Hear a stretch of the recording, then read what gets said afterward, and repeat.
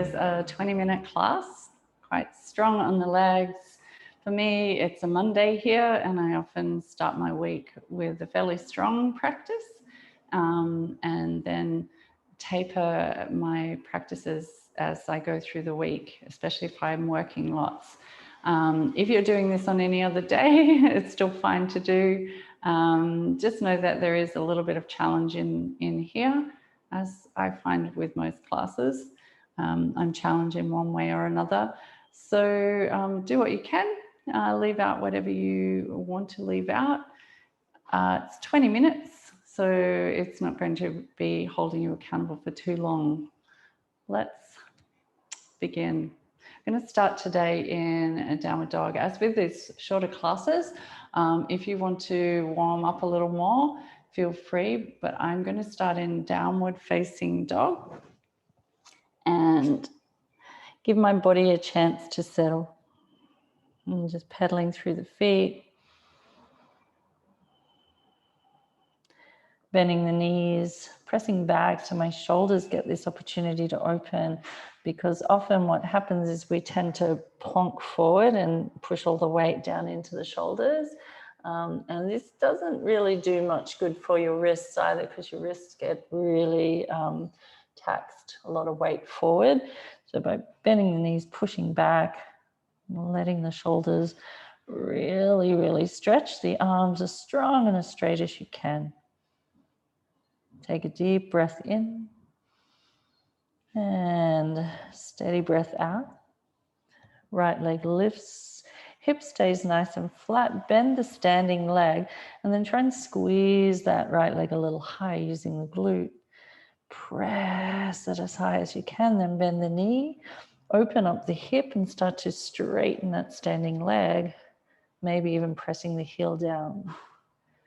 Come back to three-legged dog and lower the leg down.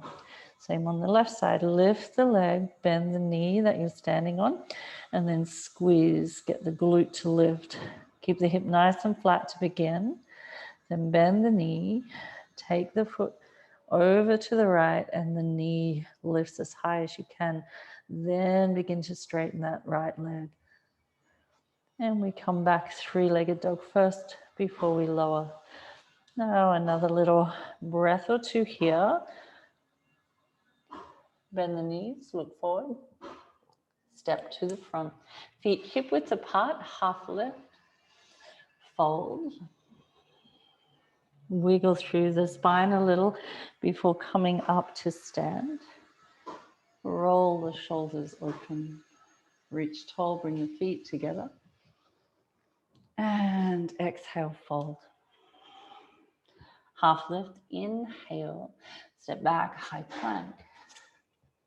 We're going to drop knees, drop elbows, and come into dolphin. Smooth inhale, long exhale. Two more breaths, inhale, really pushing into the hands. You can even bring the palms together there if you like. One more breath. Come down onto the knees and find downward facing dog. Nice strong workout for the shoulders there. Inhale, right leg lifts. Step it forward. Crescent lunge. Keep on the ball of that back foot. Make it nice and long. And come on up. Hands come to the heart. Resting the spine nice and tall and straightening the back leg. So what I'm looking for here, and we'll build this out, is the back ribs pressing back. So we want to round just that upper spine just a little. And then pubic bone pulling forward. So my pelvis is tilting as posteriorly as I can make it while I'm in this flexion. So filling up the back ribs. I'm going to try and keep this shape. My back leg's really strong and straight, and simply lift up into a Vera 3 version. I can't look to the front when I do that. And I'm still trying to get my ribs to really flare open at the back there.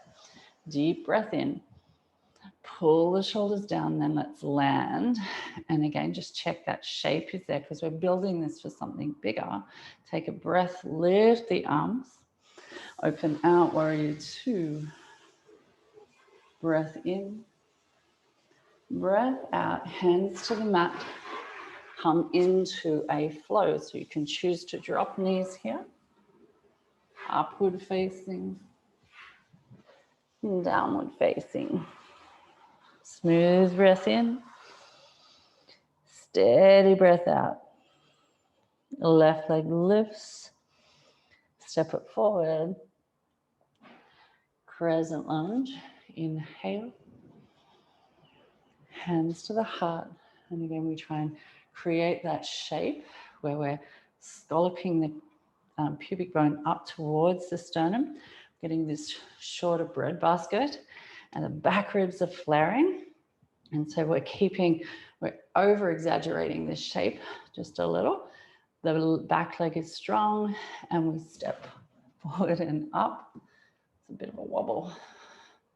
And I'm really concentrating more on this shape in my torso and that back leg staying really strong. Draw the shoulders back and down, then let's land and come up. Inhale, open out, warrior two, exhale, one breath in. Hands to the mat, coming through a flow, upward face, and downward face. Deep breath in, long breath out. Bend the knees, come down, back into dolphin. Hands together or hands flat. Lift the hips high. Walk the feet in maybe a little bit more, but keep pressing. You're trying to press into the forearms to make the shoulders go over the top of the elbows or a little bit behind them. Deep breath in. Press down to lift up. Knees come down. Downward facing dog. Steady breath. Empty. Right leg lifts to the sky. Nice, strong and straight. Step it forward. Crescent lunge. Inhale. Hands come to the heart. This time by the sides, and we try and keep that same shape. The one thing I want you to be careful of is that your shoulders don't roll forward. When we do this, we want them to really open out. So palms, even if you can, roll them open so that the palms face out. And that's going to exaggerate that shape. We don't want to drop into the lower back then. We want to still find the same shape in the body that we found when our hands are at the heart. So it's sort of countering the rounding in the ribs. The shoulders are pulling back, the activity in those rhomboids in between the shoulder blades, super strong. Keep that, look forward so the crown is pulling away from the back heel. And then we're going to try coming up into this version of a modified Vera 3. And we land. Inhale, reach. Exhale, open. One breath. Find your flow. Upward face. Downward face, just one breath. Empty. Left leg lifts. Step it forward. Inhale, we come up. Hands brush past the heart and finding that shape. And it's that little tussle, shoulders back, trying to find the openness and then rounding. So the ribs really knitting towards each other. Launching, breathing, landing. And I find this really represents that tussle that we often find between form and function.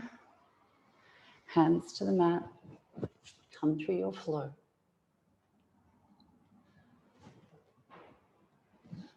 And we land back, downward dog.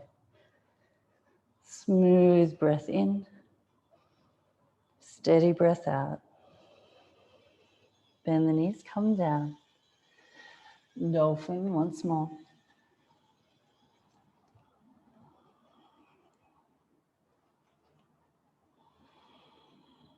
Steady breath. One more. Come down onto the knees, hands behind. Sink the hips back and give your shoulders a breather, creating this round shape in the body so you can really feel expansion in between those lower back ribs.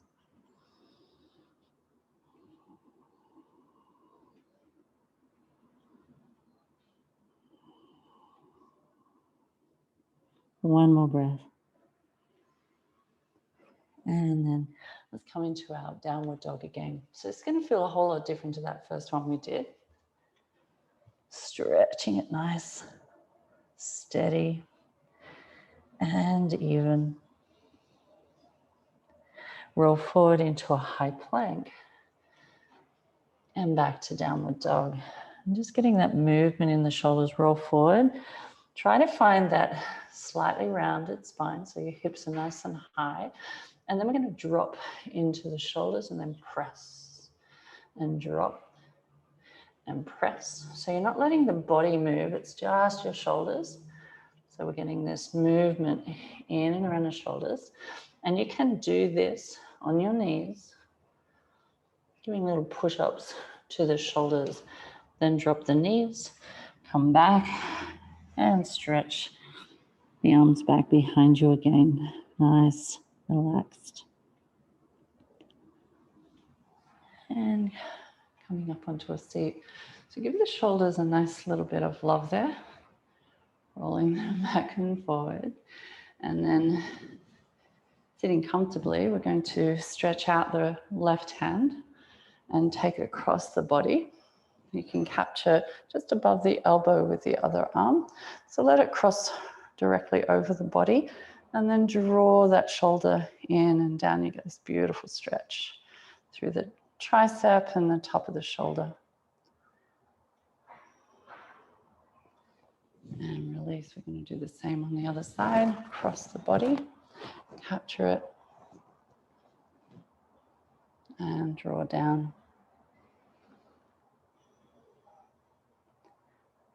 I think dolphins sound so lovely to do, but they can be quite intense. Just a little bit more internal rotation for the shoulders. Now, if you can take reverse namaste, do so. If that's really difficult for you, just try and get where you can. And then once you find it, often we'll be really dipping forward. I want you to bring the spine upright. Crown of the head lifts. And gently release. Roll the shoulders. One more downward facing dog. Let's go there. Steady breath in. Smooth breath out.